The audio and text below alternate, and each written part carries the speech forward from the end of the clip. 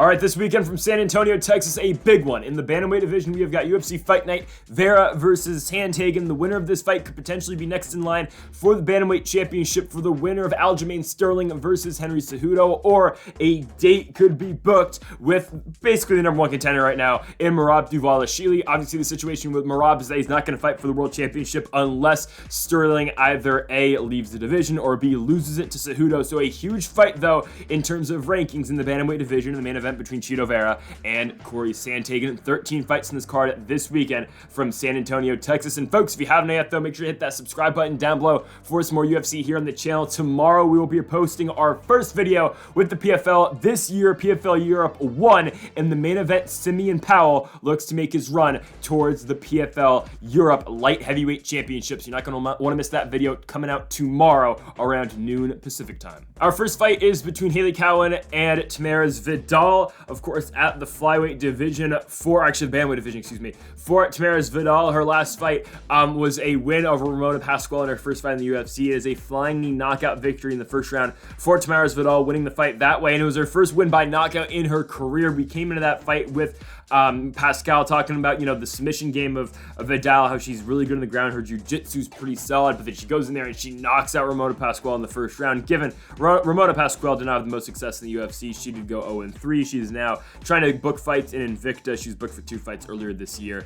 Both of them fell through. But for Vidal, of course, comes in there, her first win in the UFC, and her first fight in the UFC is by flying knee knockout. And before that, she fought once in LFA, winning by heel hook in the second round. I think that's going to be something that's going to be huge for Vidal in this fight. I know, again, she's coming off the knockout win over Ramona Pascual in her last fight. Fight only lasted 3 minutes in the Rodriguez versus Lemos card late into 2022. I get that, but I really don't think it's going to be another one of those, knockout victories for Vidal in this fight. I just think that was more of a one-time thing than a reoccurrence with Tamires Vidal, which will be taking on Hailey Cowan in this fight. And Cowan getting the UFC contract was, a little questionable to say the least. We could all make our assumptions why Dana White gave her the contract, but Hailey Cowan's fight in the contender was really not all that impressive. It really wasn't. I get why they gave her the contract, because if you're going to give Hailey Cowan the contract, now is the time. She is 31 years old, rather than waiting for her, having her go fight in Invicta for another year. Waiting for her could be tough. Actually, no, she's more of an LFA fighter, but, it could be tough because she'll be 32 next year when the contender rolls around again. But they gave her the contract in a fight where, honestly, she didn't look that great. She barely wins by split decision. It's a fight that you can make the case that she might have lost, depending on how you judge that one. I think Cowan did do enough to get the victory, but in the second round, she gets dominated on the ground. She gets taken down. She does not get back up. She's on the ground for 4 minutes and 30 seconds in that second, right? She comes back and she bounces back and wins the third round. But in a fight like this against Tamires Vidal, I just think that's going to be tough, because if Hailey Cowan's on the ground for that long, and if she's stuck on the ground for that long, I think eventually Tamires Vidal is going to find a submission. I think eventually Tamires Vidal is going to get that submission, and she's eventually going to put her away. So I'm not that confident in Hailey Cowan in this fight. Again, fight was just announced because Hailey Cowan was booked just a couple weeks ago against Elian Perez. It was a fight that I really thought Cowan could win. She fell ill. Fight fell through. Now here she is against Tamires Vidal. I'm going to be taking Vidal to win this fight. I think she's just better on the ground, and I think Tamires Vidal is going to find a way. Again, as long as she can get a takedown, it's going to be all day for Tamires Vidal on the ground. I think eventually she'll find that submission, and that's why I'm going to go with another finish win for Tamires Vidal in the UFC. This time it will be a second-round sub victory over Hailey Cowan. So next up at flyweight, we have got Victor Altamirano taking on Vinicius Salvador. I think for Vinicius Salvador, it's kind of just unfortunate for him he's not getting the Daniel De Silva fight. That was the fight he was supposed to get, on the Ankalaev Lakovic card. It was not Salvador's fault he didn't get the De Silva fight. De Silva missed weight, and he'll be fighting later in this card against CJ Vergara, and it feels like, okay, Vergara is getting that, fight that he's supposed to win against Daniel De Silva instead of it being Vinicius Salvador, because for Vinicius Salvador, let's be honest with ourselves, that's a fight he's going to win. He's going to beat Daniel De Silva. Daniel De Silva is 0-3 in the UFC, and Salvador's opponent in Victor Altamirano on Saturday night beat Daniel De Silva by finishing him by TKO in the first round on that second Usman Edwards card in Salt Lake City back in August, right? It's a fight that Salvador was in all likeliness supposed to win. He was going to win.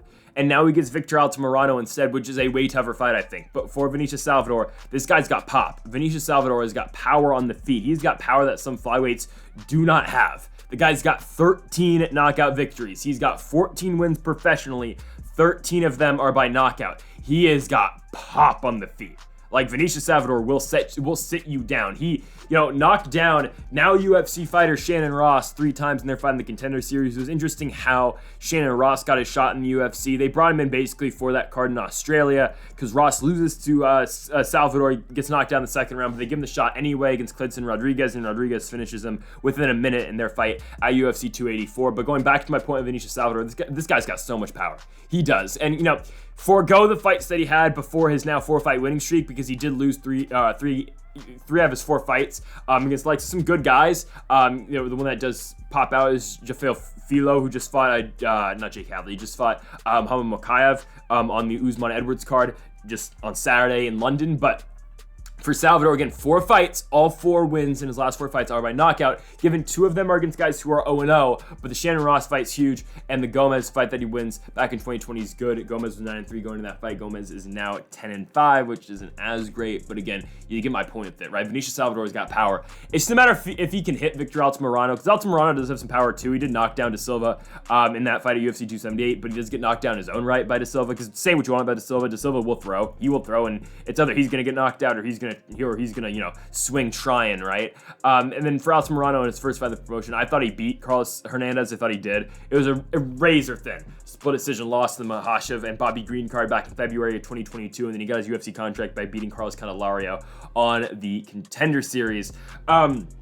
We'll see what we get here. I think you're going to see a stand-up affair, really. I think you're going to see a stand-up fight. Maybe the ground advantage, again, does go to Altamirano. Actually, no, it definitely goes to Altamirano, but I think Salvador will be able to keep it standing, and if he is, I think you're just going to see a really fun fight on the feet. And I think eventually Vinicius Salvador is going to find that knockout punch. I think he's going to land that big shot that is going to put down Altamirano. I think he's going to get his first win in the UFC by 2nd round knockout. I think it's a huge result for Vinicius Salvador. I think it's going to be a fun one. But yes, give me Vinicius Salvador to put down Victor Altamirano. My point, my main reasoning for this, Altamirano got dropped by Daniel De Silva. I think if Salvador hits him like that, he's going to put him away. Vinicius Salvador is going to win by 2nd round knockout. Next up, we've got Manuel Torres. He'll be taking on Trey Ogden. Interesting fight. I mean, for Trey Ogden, 1-1 so far in the UFC. His first fight is a split decision loss to the Monkey King, Jordan Levitt. It's a fight where Jordan Levitt kind of just outstrikes him. That's where Levitt was doing his best work. Actually, well, I don't know, because I guess it's kind of biased because of Levitt's last performance. But the second round's a really good striking round for Jordan Levitt. It really is. On the ground, they're kind of evenly matched. I thought Levitt won the fight, but honestly, yeah, it was just it was an interesting stylistic matchup in that one. But Ogden's second fight is a win over Daniel Zellhuber. I believe that's how you pronounce his name.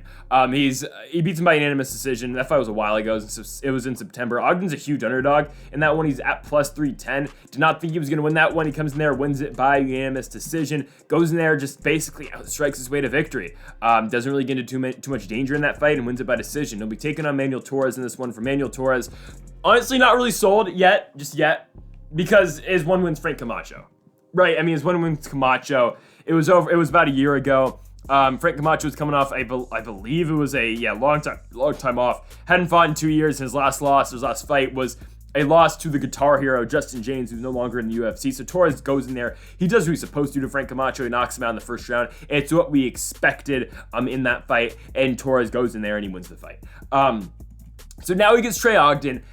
I think Torres is going to try to swing on the feet, obviously. He has been submitted a couple times. He has been submitted twice. Once by a knee bar in 2019. The other one is a heel hook loss in 2018, which is something to keep note of, obviously, because for Ogden, if he's going to win this fight, he's going to have to get Torres down. Unlike his last fight, I think if he stays and sticks around with Torres in the feet eventually, he will get finished, and I don't think he'll be able to go out there and outstrike his way to victory and avoid the big power shots out of Manuel Torres. So I think you see a fight on the feet, something like that, if Torres is having the advantage. If not, if Ogden's getting the takedowns, I think Ogden definitely has a chance of winning by submission, or at least keeping the fight on the ground and holding Manuel Torres down there. But Torres is a quick starter. He is a fast starter who throws with, violent intentions and who's got a lot of power. At minus 190, I do like Manuel Torres to go in there and win this fight. Again, Ogden's not the best guy on the ground, or on the feet, but he is pretty good on the ground. I think as long as Torres is able to keep this fight standing, he should do enough to get the victory. So I'm going to take Manuel Torres in a second fight in the UFC to go to 2-0 in the promotion. Again, I just like his power. I think he's going to get off to a quick start. I think eventually he will drown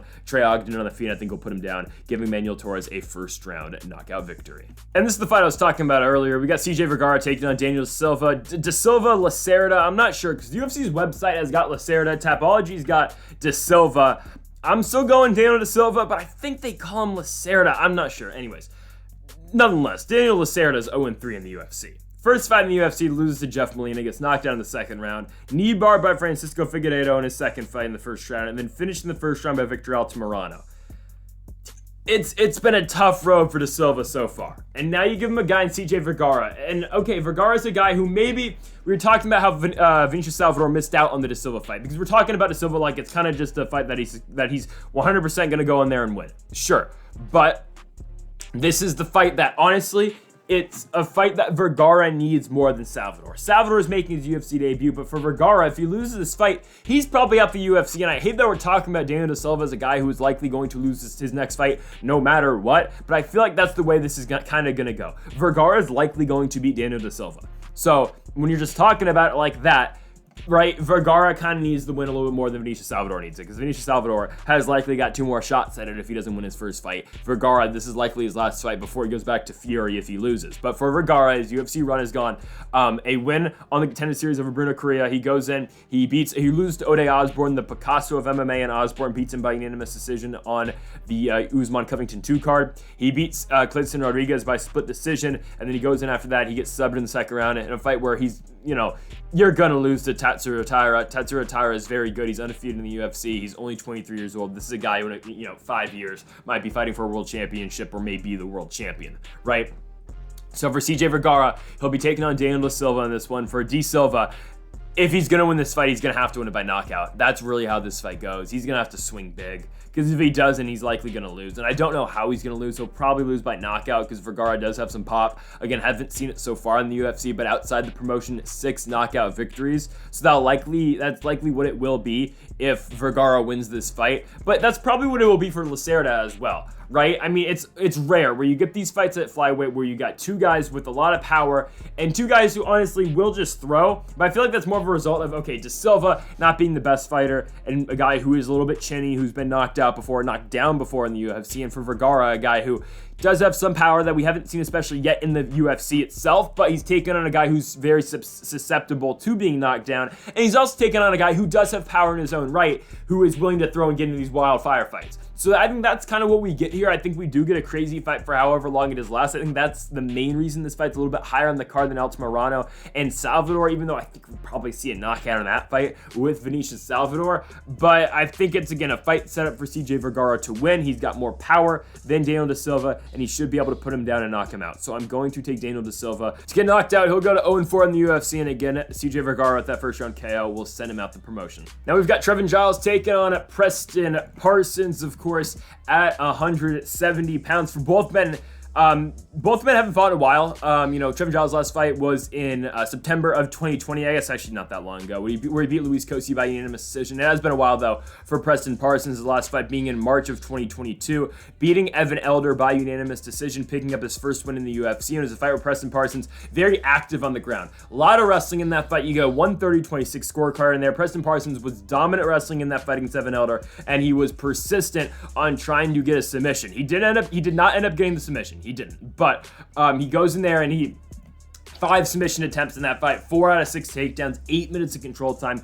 A really good performance for Preston Parsons in that fight, picking up his first win in the UFC. His first fight, I mean, what you gonna say? It's a tough fight for him, short notice against Daniel Rodriguez, a guy who is borderline top 15. He goes in there, he gets knocked down in the first round. It's gonna happen to you against a guy like Daniel Rodriguez, but we've seen since that D-Rod fight what Preston Parsons can offer and what Preston Parsons can do in the UFC octagon on a full camp. But he'll be taking on another huge step in competition. I think there's a big step from going from Evan Elder to Trevin Giles, especially considering Evan Elder's second fight in the UFC didn't go too well, where he lost to Nazim Sadikov in the third round by TKO or by doctor stoppage.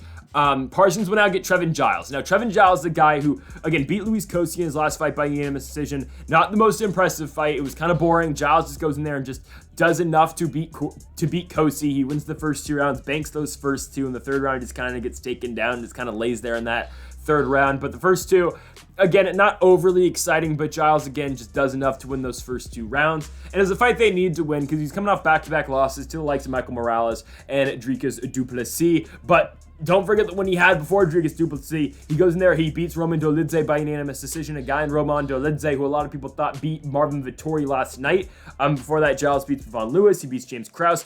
Giles is honestly not that bad, even though I think he lost the James Krause fight. But that's besides the point. James Krause now kind of been blacklisted from the UFC because of, you know, the weird stuff that he's been doing outside the promotion in terms of gambling, of course. But it's an interesting fight with Giles and Parsons because I think for Trevin Giles, he's going to have to keep the fight standing. He's got a 73% takedown defense rate so far in the promotion. For Preston Parsons, again, he has been able to go out there and get takedowns, especially in that Elder fight. And it's really dependent on that because if he's able to take down Trevin Giles, I think he's going to have a lot of success. If he's not, I think Giles is just going to stay in there. I think he will just outstrike him on the feet. I don't know if Giles will get a finish. I think, again, it'll just be a decision victory for him stand-up-wise. And I think that's where I'm going to shift ever so slightly. I'm going to take Trevin Giles by decision. I don't think Preston Parsons is going to be able to keep Trevin Giles down.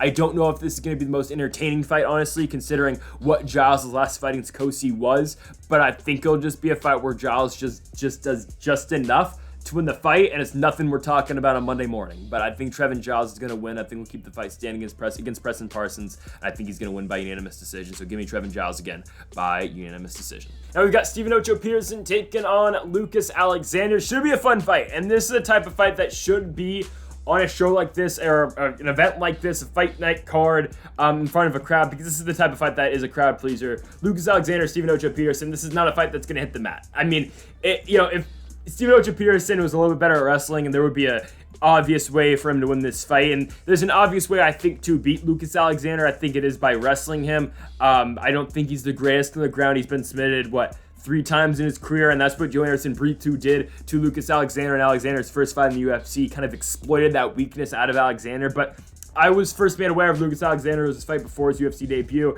I was watching Anthony Pettis FC, Showtime FC they called it when that first started. But he beats a UFC veteran in his first fight, or in that promotion, given it was an injury stoppage. He beats Jacob Kilburn. Okay, Jacob Kilburn, I mean, this guy who's gone 0-3 since his fights in the UFC. He lost to Brand Jenkins in the PFL, Alexander on Anthony Pettis FC. Then just lost in Aries to Robbie Ring in his last fight by Jarvis Choke in the second round. But that's when I was first made aware of Lucas Alexander. The guy's got big power. He does.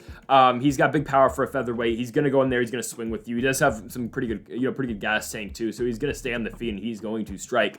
The only thing is though, I mean, how much success is he going to have against a guy like Stephen Ocho Peterson? Because Ocho Peterson, you look at his fight against Julian Erosa, my goodness. I mean, a war on the feet. Back and forth stand-up affair, back on the Hermanson Strickland card. Given that was a long time ago, and it's been a while since we have seen Stephen Ocho Peterson in the octagon, but that was a good fight for him. He loses by split decision, but it's a really good fight. 148 significant strikes for Stephen Peterson, 155 for Julian Erosa. And then for Peterson before that, he beat Chase Hooper, beats him by unanimous decision on the Adesanya Vettori card.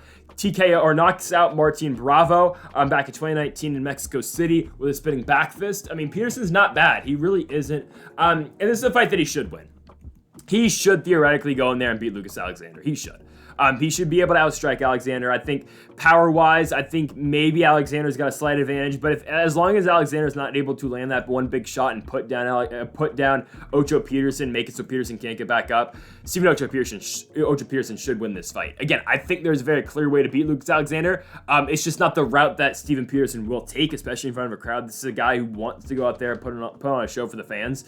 And yeah, Stephen Peterson's going to likely win this fight, but again, I could see a world where Alexander does sit him down and put him away. But I will take the favorite. I'll take minus 175 here for Stephen Peterson. I think he's a better striker. I think he's got, a better volume. I think he's going to be able to put a pace on Lucas Alexander that Alexander probably will not be able to keep up with. So give me the favorite to go to 4-4 in the UFC. Give me the minus 175 favorite and Stephen Ocho Peterson to win by, I'll go unanimous decision. I could see a finish, but I'll go a decision victory here for Peterson. Next up, we got Daniel Pineda taking on Tucker Lutz. For Daniel Pineda, first fight in a while. His last fight was that no contest against Andre Fili. It's a fight where he's getting beat pretty bad. It's on the Gon Volkov card. It's in the summer of 2021, showing how long it has been since Daniel Pineda has last fought. I mean, if you want to go back to his last win, it's the win over Herbert Burns back at UFC 252 in the Apex. That was, the last time Daniel Pineda won a fight, Daniel Cormier was still an active fighter. That's how long ago it's been. right? I mean, that was on the DC Miocic 3 undercard when Pineda beat Herbert Burns. Since then, he got knocked out against Cub Swanson in the second round of UFC 256, and the Andre Fili fight's a fight that he is losing. Fili's on his way to win, given it's only in the second round, but he's dominating Pineda pretty badly, and then, of course, the accidental eye poke ends the fight. Pineda cannot continue.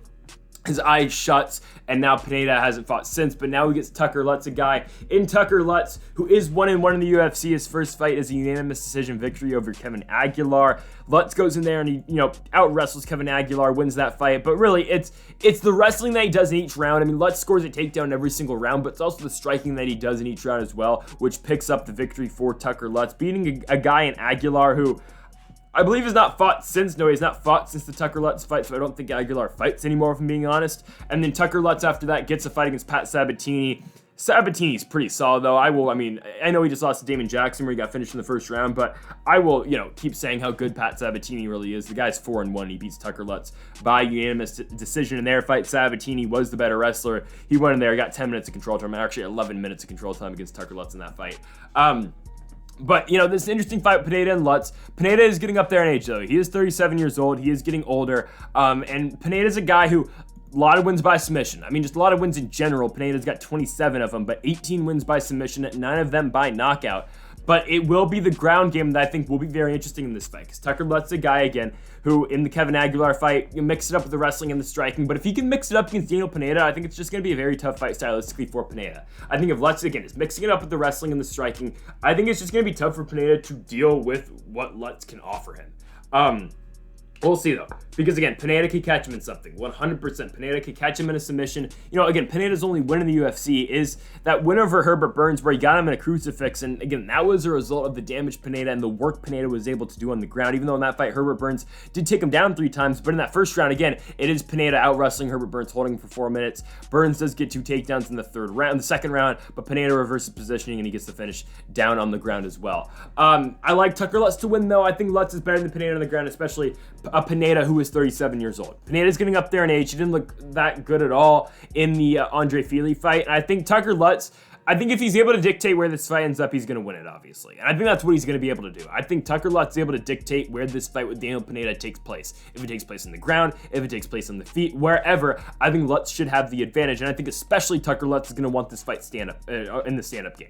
Because, again, you look how poorly Daniel Pineda looked against Andre Fili in their fight, and that was 2 years ago. He's not fought since. It's been a long layoff for Pineda. You saw how horribly I wouldn't say horribly, but how poor he did look in that fight against Fili. Okay, Tucker Lutz should be able to offer something else. He should be able to offer, the volume on the feet, and if he does have to mix up the grappling as well and the wrestling as well, I think he should have an advantage there too, or just in the aspect of it, something different, I'm going to take Tucker Lutz. I think he wins by unanimous decision. I don't think it's all that controversial of a pick. He's a big favorite in this one. Give me Tucker Lutz to go to 2-1 in the UFC with a decision victory over Daniel Pineda. Now we've got Chitty Bang Bang, Chitty Njokuani taking on Albert Duraev in this one. Interesting fight because for Chitty Njokuani, coming off that loss and that back and forth brawl with Gregory Rodriguez, and it was a fight that really boosted the stock of both men, really, but especially RoboCop and Gregory Rodriguez in that fight on the Sandhagen and Song Yadong card in September of 2022. Unfortunately for Gregory Rodriguez, since then, he ran into a man by the name of course, Bruno Ferreira, and Ferreira knocked him out at UFC 283. Big left hook put down Gregory Rodriguez and knocked him out cold. And of course, for Ferreira, he'll be taking on Abdulrazak Al-Hassan in his next fight. A huge matchup with 2 big power strikers. It should be a fun one. But anyways, for Njokuani, he's back. He'll be taking on Albert Duraev. And for Njokuani, of course, the longtime Bellator fighter, had 8 fights with that promotion, beat the likes of Melvin Gillard, beat Andre Fiallo over there. He beat some good guys over in Bellator. He fought in RFA before that, but he did fight an LFA once too, but goes into the Contender Series, and it was a Contender Series spot where really, I didn't think it was really needed. Why did Njokuani have to find the contender? I don't know. Comes in, beats Marc-Andre Bedio, knocks him out in 16 seconds, knocks out Dusko Todorovic in the first round, but then loses to Gregory Rodriguez in his last one. But it's a fight where, again, he does get finished in the second round, but it's a good fight, and it's a fun fight, and it's a fight where, it wins by the night. It's not a bad performance at all for Chitty Njokuani. Now we get to a guy in Albert Duraev, who's 1-1 in the UFC. After winning on the Contender Series, he beats Roman Kopylov in his first fight by unanimous decision. Again, Kopylov, not the greatest guy, but given a guy who has won 2 straight fights since losing to Duraev, beating Alessio Di Chirico, and beating Punahele Soriano in his last fight. But after that, for Duraev gets a shot. main card spot on the Calvin Kattar and Josh Emmett card on in Austin, Texas. And of course, that fight doesn't end up the way Duraev wants it. Joaquin Buckley fights pretty well in that one. Knocks down Duraev twice. Duraev really can't hold Buckley down, and Buckley does a lot of damage to Albert Duraev, shutting that eye, and of course, allowing Buckley to win by doctor stoppage at the end of the second round. So for Duraev, if he's going to beat Njokuani, it's likely going to have to be on the ground, because that's where Duraev excels. 3 wins by knockout, 9 by submission, 3 by decision. The thing to point out, though, is the 4 losses by knockout for Duraev in his career. And who is he getting in a fight like this? He's getting a guy like Njokuani, a lot of power, quick on the feet, a guy who will hurt you stand-up-wise. So for Albert Duraev, he's going to have to take Njokuani down. The problem with that is Njokuani's pretty good at stuffing takedowns. He has been taken down 3 times in the UFC, but Dusko Todorovic in 1 round went 2 for 7 on his takedown attempts. And then for Gregory Rodriguez, he shot 3, only landed 1, really couldn't hold Njokuani down for all that long. That's why I think it's really tough on Duraev in this fight. But Njokuani's a guy, though, who has been submitted 3 times. John Salter is a good ground fighter. Salter was able to submit him back at Bellator 210 in 2018. And then you're looking at, fights in RFA early in the career of Njokuani, where he also did get submitted. But again, if a guy like John Salter is able to submit Njokuani, who's to say Duraev's not able to, even though I would say Salter's a little bit better than Njokuani. We're going to, not Njokuani, than Albert Duraev. We're going to see John Salter coming up pretty soon when he does fight Aaron Jeffrey on that Bellator card, which I believe is this weekend. No, next weekend. It's next weekend. It's main event Marcelo Golm taking on Daniel James in the main event over in Temecula, California. Interesting card, 17 fights on it. We'll talk about that card, though, when we get to it next week. Salter's fighting Aaron Jeffrey on that card, though. That's why I was getting to that. But again, it's a fight that favors both men's weaknesses, or doesn't favor both men's weaknesses. Again, Njokuani is susceptible of getting submitted. There you go. Duraev's the type of guy who can do that to you, and Duraev's susceptible of getting knocked down, knocked out. Well, that's what Njokuani does to guys. So it's just, what do you think is more likely to happen? I think it's more likely that Njokuani does finish him. Because, again, it takes a process for Duraev to get him down and submit him. He's got to take him down, then he's got to fish for the submission, then he's got to put him away. For Njokuani, all he's got to do is keep the fight standing and land that one big shot to put down Duraev. I think Njokuani's so much better than Duraev stand-up-wise, and I think he's going to have a lot of success striking with Albert Duraev. So give me Njokuani to bounce back, get back in the win column here, and give me chitty bang bang to go to 3-1 in the UFC after losing to Gregory Rodriguez, picking up a first-round knockout victory over Albert Duraev here in San Antonio. Love this fight at flyweight. Alex Perez, Manel Kape, 2 top 10 guys in the UFC's 125-pound division. And if you've been watching the channel, you know I'm a big Manel Kape guy. I was high on this guy, coming in from Ryzen after he won the Ryzen Bantamweight Championship over there. I was pretty big on Manel Kape. Comes in the UFC, has the fight with Alexandre Pantoja. I thought he was going to win. He didn't. It's a fight where he doesn't win, but again, people were talking about how bad Manel Kape looked in that fight. It wasn't as bad as you remember. He wins the 3rd round. It just took him a while to get going in that fight. But it's okay. Manel Kape comes back. He fights Mateus Nicolau in a fight where I thought he beat Mateus Nicolau. I think a lot of people thought he beat Mateus Nicolau. He didn't. And look at the success Mateus Nicolau's having. Right? After beating Manel Kape, he beats Tim Elliott, beats David Dvorak, beats Matt Schnell. Now he's getting Brandon Royval in a fight where, let's be honest, I think Royval will likely get him when they fight in Kansas City. But I don't know. A lot of people are taking Nicolau in that fight. I just think it's a really fun fight. Anyways, for Manel Kape, again, it's a fight that I thought he beat Nicolau in. You look at the stats from that fight, Kape outstrikes him. He beats him in every round, really.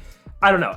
After the first round, Nicolau wins the first, but the second 2 rounds are all Manel Kape. That's besides the point. Kape, since then, beats the Picasso of MMA, my guy, Ode Osborne, knocks him out in the first round in Houston on that Louis Gahn card, beats Joglash Jumagulov by knocking him out in the first round on the Font Aldo card, and then most recently beating David Dvorak by unanimous decision on the Cannonier Strickland card, knocking down Dvorak in the second round, winning every single round. You can make the case maybe for Dvorak in that 3rd round. I thought Manel Kape won all 3, though.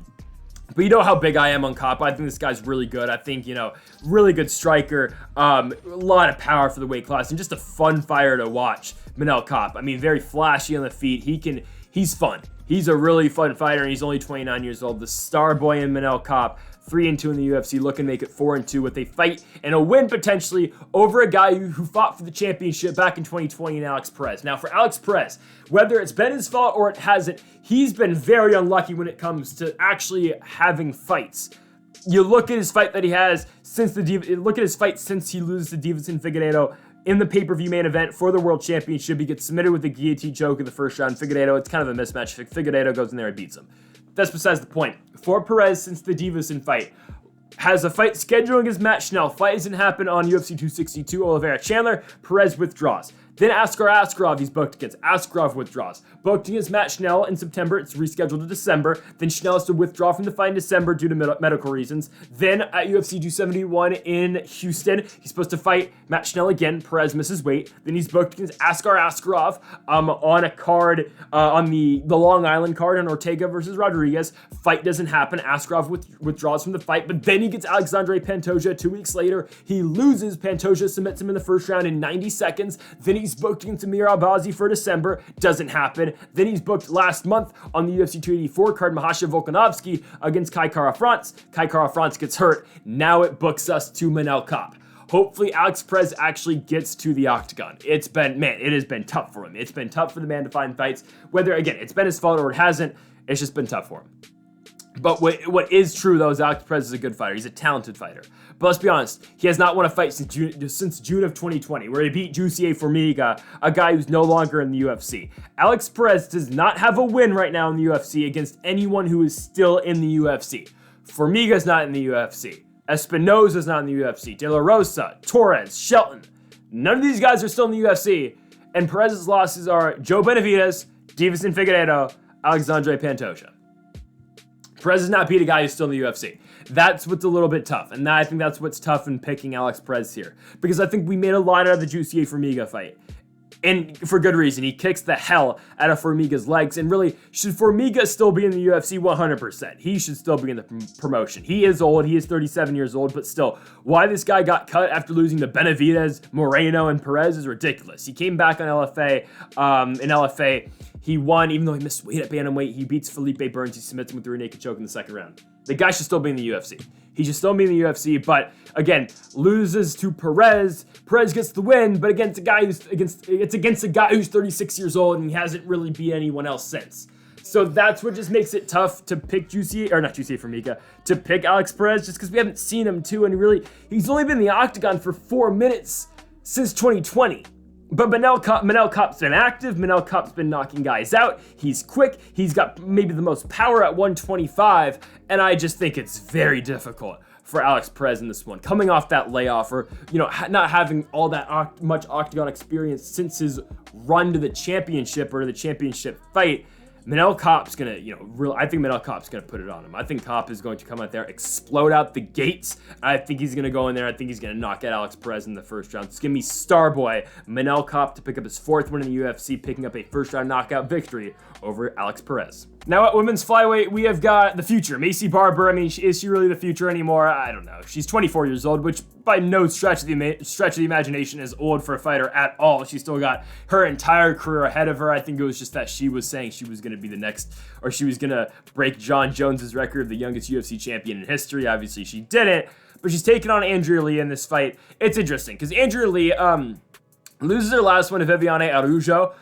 Where she loses by unanimous decision. Lee does knock down Araújo in that first round, wins the first round, but then proceeds to lose the second and then lose the third as well. Araújo just, after that first round where Lee knocks her down, Araújo goes to the wrestling and just out-wrestles Andrea Lee for those second 2 rounds, winning the fight by unanimous decision. Before that for Lee, goes in and absolutely dominates Cynthia Calvillo. November of 2021, it is one-way traffic. It is all Andrea Lee in that fight. Calvillo can't get off the stool, and Andrea Lee wins the fight. And for Cynthia Calvillo, now on a 4-fight losing streak since her main event win against Jessica Ai. If she cannot beat Lupita Godinez in 2 weeks in Miami, she is likely onto the PFL or onto Bellator, and I think Lupita Godinez is going to get her. I think Lupita Godinez is going to beat Cynthia Calvillo, and I don't think that's much of a disputed pick, but For Lee, she beats Calvillo, she beats Antonina Shevchenko, finishing her with a triangle armbar in the second round in Houston at UFC 262. And then before that, she had her little run where she lost to Joanne Wood by split decision,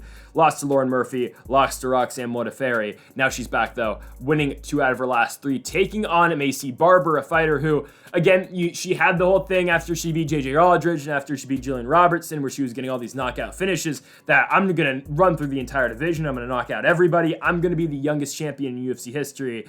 Well, then she loses to Roxanne Modafferi. She tears her ACL in that fight. She comes back, though, and loses to Alexa Grasso, who is now the world champion. Of course, Grasso winning against Valentina Shevchenko at UFC 285. Barber loses to Grasso.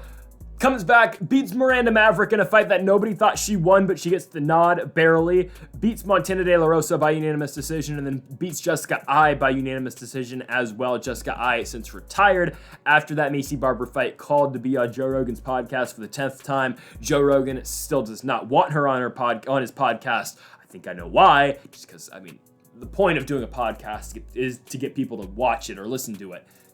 Who's watching a Jessica Ai podcast? I don't know.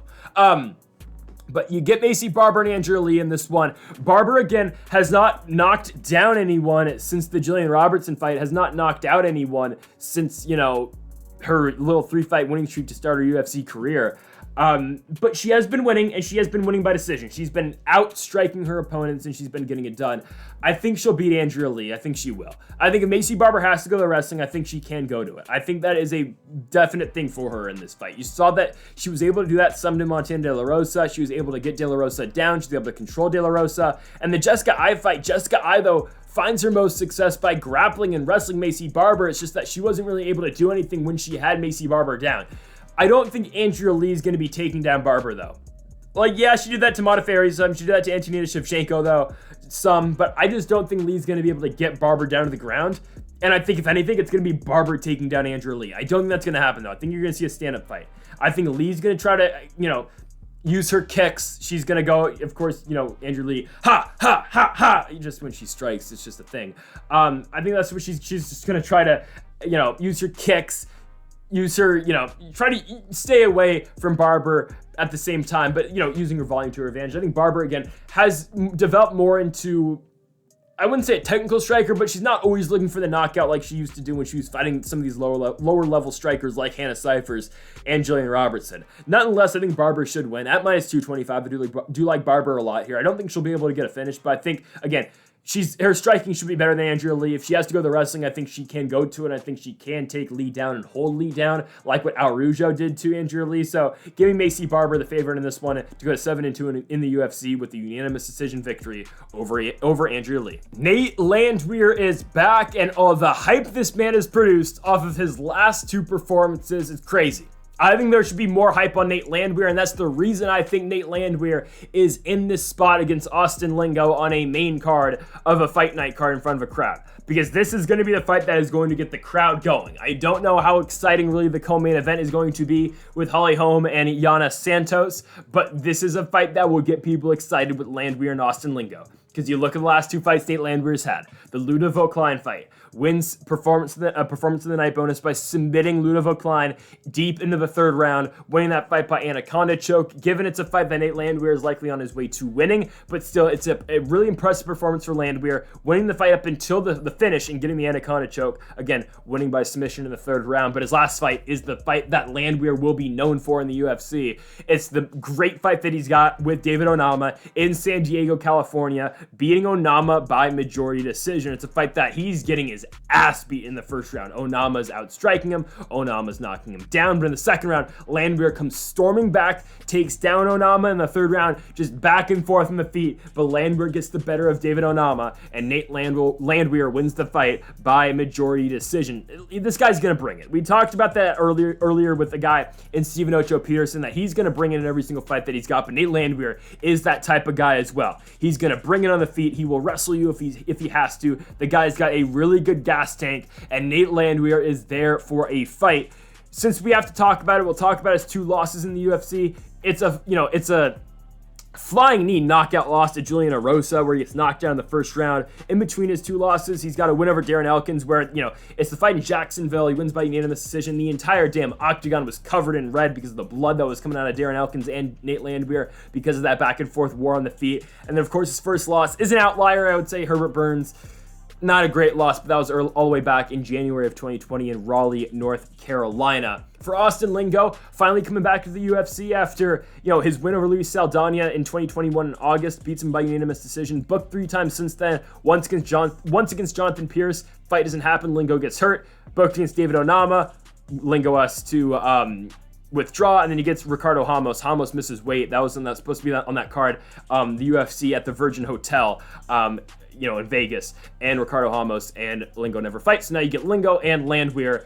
I'm excited for this one. I do like Lingo here. I don't like him. Okay, I like Lingo as a fighter. I don't know if I like him in this fight because Lingo's going to bring it. He has, in 3 fights in the UFC, in the 2 fights that he has won in the UFC, both of them he has gotten knockdowns in the Jacob Kilburn fight and the Luis Saldana fight.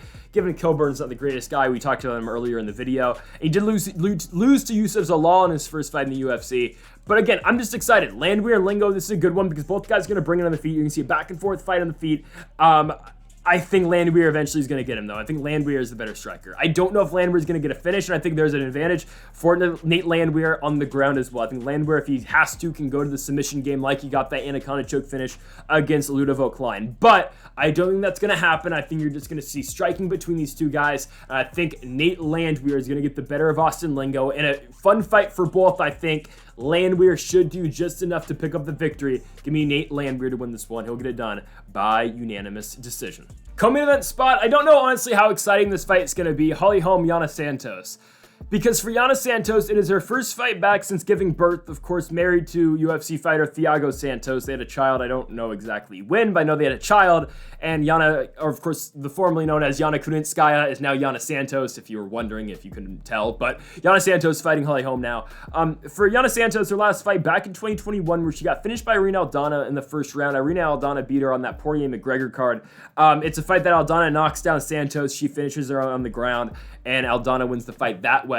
Before that, though, for Kunitskaya, back-to-back wins over the likes of Julia Stodiarenko, and then Kellen Vieira is a big win, because Kellen Vieira, of course, a fighter who is on a winning streak now, right? She beat Holly Holm. I keep forgetting she lost to Raquel Pennington. I picked that fight right. But anyways, she beat Miesha Tate and Holly Holm in back-to-back order. Vieira is a fighter who had a lot of, hype around her going in the Raquel Pennington fight. If she beat Raquel Pennington, she was likely getting a world championship opportunity. Of course, Pennington, though, beats her. And now where do you go in this weight class? Because I'll talk about that in a couple minutes. I really don't know where you go in this weight class because, man, I don't know who's going to fight Amanda Nunes next because Nunes has not fought since July of last year, and there's really been nothing about Amanda since she beat Juliana Pena to regain her world championship. But for Yana Kunitskaya, beating Kellen Vieira by unanimous decision and then beating Julia Stodiarenko by unanimous decision as well. I don't know what we're going to get out of Yana Santos in this fight, though. I really don't. Because, again, after giving birth, it's been 2 years. What Yana Santos are we going to get? Because I think I know what Holly Holm we're going to get. She's 41 years old. Sure, she's up there in age. But I still feel like she won the Kellen Vieira fight. I feel like Holm won that fight, and she probably should be on her way to getting a rematch against Amanda Nunes for the Bantamweight Championship. Because she beat Raquel Pennington, a fighter who is, up and coming in the ranks, who probably should be in line for a championship opportunity soon. She beat Irina Aldana, a fighter who should be on the, Irina Aldana is almost there for a world championship opportunity as well, beating Kunitskaya and Macy Chasson. People are high on Irina Aldana. Well, okay, Holly Holm beat her. Holly Holm beat Raquel Pennington. I think Holly Holm beat Kellen Vieira, who people were high on, and I think she's going to beat Yana Santos as well. I think she's just going to outstrike Santos. I don't think it's going to be anything special. I don't think it's going to be anything that's going to be on SportsCenter or that's going to be reposted on every single, MMA Twitter account on social media, but I think it's going to be a fight that Holly Holm just goes in there and takes care of business. I think her striking is better than Santos. Obviously, former professional boxer from Holly Holm. I think her boxing is better than Santos. I think her kickboxing is better than Santos, and especially Yana Santos, who's coming off of giving birth. That's just the main thing for me, too. Again, off the layoff, I don't know what fighter we are going to get in the blue corner on Saturday night, and I think I know what we're going to get at the red corner in Holly Holm. I think we know what we're going to get. I think we're going to see pressure. I think we're going to see the hiss striking approach for her. I think you're going to see her, in the clinch with Santos, pushing her back up against the fence. And I think it's just a fight that Holly Holm should go out there and right the wrongs that she should have got the scorecards right, or that the judges should have got the scorecards right in the main event back in May of 2022 against Ketlen Vieira. This is a fight Holly Holm's going to win. She's going to go in there and she's going to beat Yana Santos. She's going to get it done by unanimous decision. I don't really know how close it is, honestly, because I think Holm might just run away with it. She's going to outpoint Yana Santos and pick up this win by unanimous decision. Where you go with title challengers from here, I think it's probably, honestly, I will keep saying it, I think it's probably Juliana Pena. I think Holm beats Vieira, and then Holm beats Kunitskaya. I think Vieira is kind of stuck right now, and then you got Raquel Pennington. I think you fight her with Irina Aldana. The biggest money fight in this weight class is Juliana Pena, Amanda Nunes. I think you do that next. That should be the title fight. But for now, I think Holly Holm is going to beat Yana Kunitskaya. She'll get it done by unanimous decision. Time for the main event. Marlon Chito Vera back in a main event spot, taking on Corey Sandhagen. Both these men, of course, were booked early in the year. Fight got rescheduled because their original fight was supposed to be in the Apex. Now they booked it for the San Antonio card. Thank goodness, because the original main event for this card, believe me, this was real at one point. The original main event for this card is Raquel Pennington versus Irina Aldana. Thankfully now, it is Chito Vera and Corey Sandhagen. But both these men coming off of main event victories. For Corey Sandhagen, it's a main event win over Song Yadong, beating Song Yadong in the fourth round. After the fourth round, it was a TKO doctor stoppage victory for Corey Sandhagen in a back-and-forth war. I mean, what a fight that was between him and Song Yadong, but Corey Sandhagen gets the win by TKO. He'll be taking on Chito Vera, who in his last fight had that fight where he beat Dominic Cruz. Now, it's a fight where, and this happens in every Chito Vera fight, Chito's going to get outstruck. Chito Vera is going to get out volume. That's likely what will happen in every single fight of his. It is just a matter of, can Chito knock his opponent out? Because I don't really know in many cases where Chito Vera is going to be beating most of these top guys by decision. Because even when we look at the Dominic Cruz fight, and even though Chito Vera got the knockdown in the first round, I still thought Dominic Cruz was up 3-0 going into the fourth round. And I still think Dominic Cruz is a very good fighter. And I think Dominic Cruz should still, I'm high on Dominic Cruz. I will always be a Dominic Cruz fan. But again, that was still a fight where I thought Dominic Cruz was up 3-0 against Chito Vera until that fourth round. Until that fourth round where Chito Vera knocks him down twice, and the second knockdown is the head kick that eventually ends the fight, that Chito Vera puts away Dominic Cruz and knocks out Dominic Cruz, being the first guy to finish Dominic Cruz since, Uriah Faber beat him for the WEC championship back in, 2010? It's been a while, right? So, that's the way Chito fights. And even the Rob Font fight, it's a fight where, okay, Chito won by decision, but it's a fight where, Font's outstriking him until Chito's knocking him down. Even the rounds that he knocks down Rob Font, Marlon Chito Vera does not outstrike Rob Font any round in that fight. He gets outstruck in every single round. It's just the damage that Chito Vera is able to do. And that's how Chito Vera fights. He is a damaged fighter. He is a powerful guy for 135 pounds. He will walk you down, and he is going to inflict damage on you. The Frankie Yeager fight, it's a fight where you can make the case that's a close fight at the end of that third round until Chito Vera, a big head kick, puts down Frankie.